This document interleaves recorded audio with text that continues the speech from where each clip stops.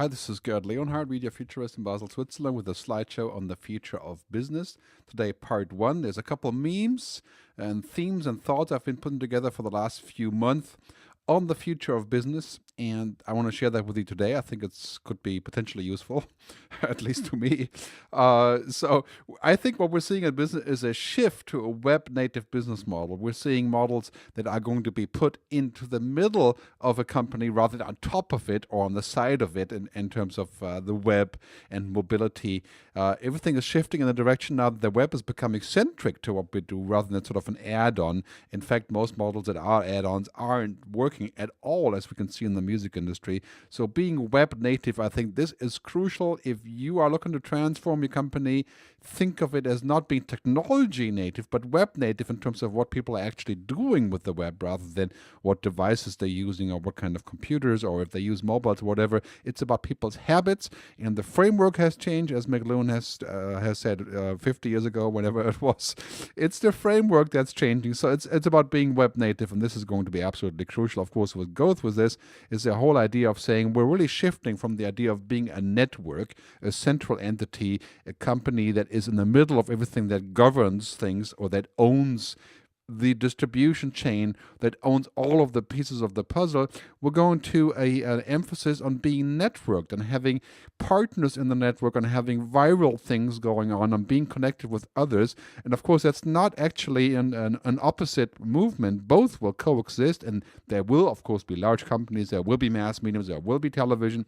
But connecting and actually cross-connecting to people and being interdependent, I think that's going to be absolutely crucial for future success. And again, it's not like that's an opposite way of looking at it. It's just kind of an opposite mindset. So I think that's going to be quite a challenge for the future. This goes with a shift to mobile and social first rather than second. The internet is now no longer connected just to computers, and people are connecting all over the world. I think 3 times as much on the mobile device to the internet than they do on regular computers. Clearly, India has more cell phones than toilets, as it says in these tweets. Maybe they will fix that one of these days. It's probably true for most countries. So I think we're seeing a trend towards being connected, to being basically in the now, what's called the nowness, to be real time, to be social, and this is a trend that's clearly going to impact everything across all business segments, whether you're in communications or advertising or marketing, or whether you're in the chemistry business and in the chemical business or in the consumer goods business, doesn't matter. It's mobile and social first. We're seeing a global shift towards open platforms. Clearly, there are other examples like Apple and the iPad, which is getting more close by the minute. But I think ultimately what we're seeing is a shift, Adobe, Microsoft, travel reservation system, airlines, and of course the content industry moving towards open platforms, dropping copy protection. We're seeing, of course, a whole debate about disconnecting people from the web, but ultimately open systems are winning. Open software is winning, compatible systems are winning, and clearly the open network economy is where we're going. This is a struggle because being open is not easy. And we're moving also to a shift from control to trust, which we're seeing across the globe.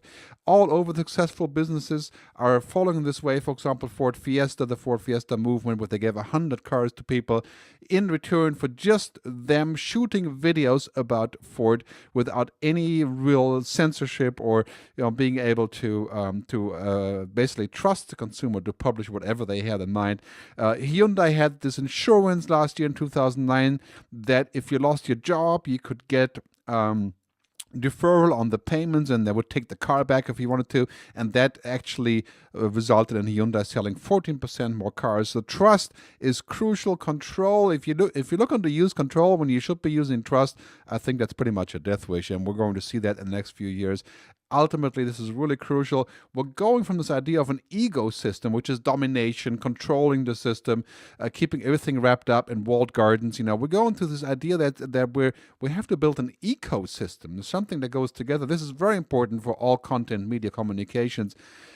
If content is going to be successful in the future in terms of driving revenues and making money, it has to be in collaboration with the ISPs, with the device makers, in an entire ecosystem that we create together. I think the telecoms really have a tough gig that it really needs them to lubricate the system going forward. So it's about building an ecosystem.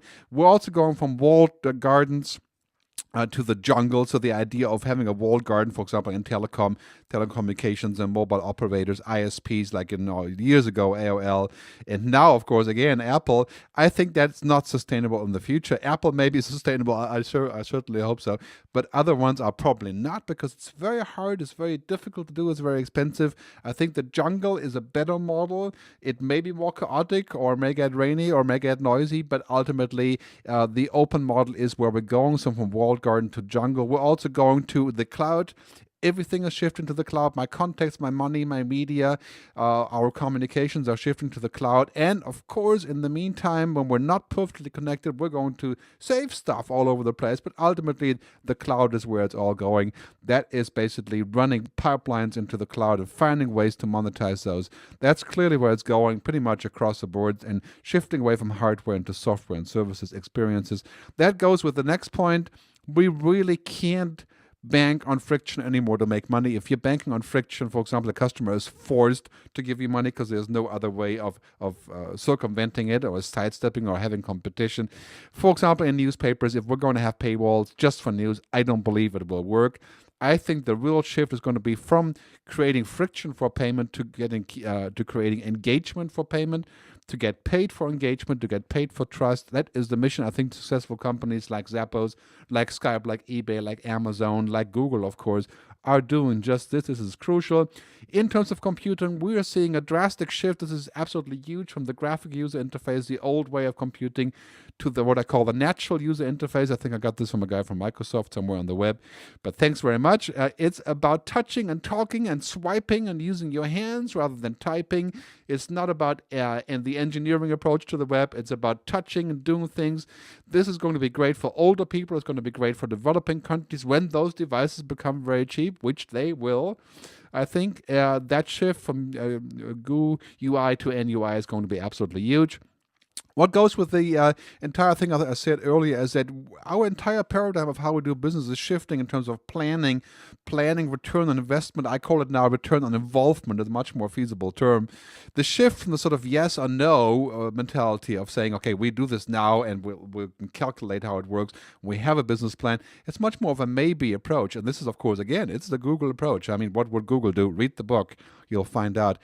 It's a definite maybe. It's probably has more to do with intuition than with science. And so it's a different logic. It's essentially a fuzzy logic rather than a linear logic. And I think this lends itself to thinking about that sort of maybe approach. Maybe that's more sort of artistic. That's why maybe I pick up on it, because I come from the music world. But in any case, I think it's about fuzzy logic. It's about soft skills. It's about intuition. It's about creativity. And so that it depends approach, I think, is going to be quite painful for a lot of people, including myself. It has been. But I think that's basically unavoidable. We're going to see a shift towards new qualifications because of this. Education is going to be completely different. We're going to learn stuff as we need it rather than hunker down and learn it for later. We're going to see a total makeover of education. We're going to see people sharing stuff, learning stuff on the fly, of course, on mobile devices, but, answering questions of who are the teachers, where is the school, who certifies what.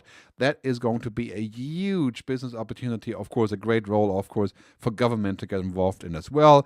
With mobile devices like the iPad, we're going to see a shift from this idea of denial that we can't predict the future. Of course, we can't, but we can sort of anticipate it. We can develop foresights. Futurism is going to be absolutely crucial to keep companies rolling. And I'm talking about immediate futurism, like, the stuff that's obvious to our kids, to bring that back to companies for foresight. That's going to be absolutely crucial. Thanks very much for listening to my diatribe. I have an iPhone application, Media Futurist, and of course on Android as well, and it's free. Also, if you want to connect with me, please do so. It's on MediaFuturist.com. Twitter is G. Leonhard, Facebook, or on GerdTube. That's my video channel. You can download all of my videos there. Thanks very much for stopping by, and I hope to see you somewhere on the road.